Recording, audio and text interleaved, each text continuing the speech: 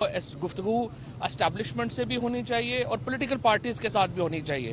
یہ نہیں ہو سکتا کہ آپ کہیں کہ ہم صرف اسٹیبلشمنٹ سے بات کریں گے, پولیٹیکل پارٹی سے بات نہیں کریں گے.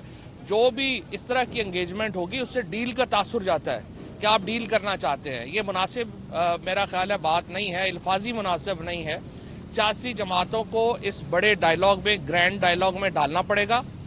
سیاسی جماعتوں میں مولانا فضل الرحمان کا جو موقف ہے وہ تحریک انصاف کے موقف کے بالکل قریب ہے.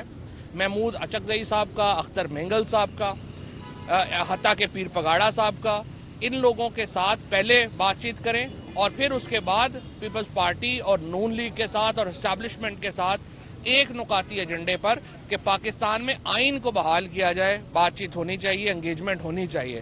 پاکستان کے جو ہمارا جو 25 کروڑ لوگوں کا ملک ہے, اس کو اتنی افراتفری میں نہیں رکھا جا سکتا.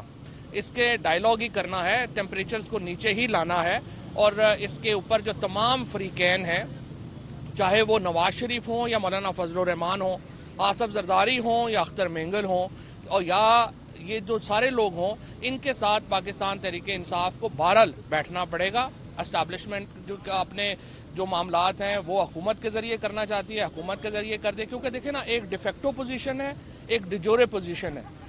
ڈیجورے پوزیشن تو یہ ہے کہ جی پاکستان میں آئین ایک جو ہے وہ ایک سو کالڈ بحال ہے اور سول گورنمنٹ ہے. ڈیفیکٹو پوزیشن یہ ہے کہ اس وقت جو شہباز شریف صاحب ہیں اور ان کی کابینہ ہے, ان کا کچھ بھی کنٹرول نہیں ہے. وہ ان کی حیثیت جو ہے وہ اس وقت پاکستان میں اختیارات کے حوالے سے زیرو ہے. ان کا ایک کمشنر صاحب جو تھے, ان سے میری بات ہو رہی تھی تو میں نے کہا آپ کے بارے میں بڑی شکایت ہے کہ آپ ایم این ایز کو نہیں ملتے. اس نے کہا سر بات یہ ہے کہ سارے 70 ہزار سے ہارے ہوئے ہیں, میرا دل ہی نہیں کرتا ان کی عزت کرنے کو. تو یہ مسئلہ ہے کہ اس وقت اس حکومت کی عزت کرنے کو کسی کا دل ہی نہیں کر رہا, اس کو ٹھیک کرنا پڑے گا. اور بہرحال بات چیت ہی آگے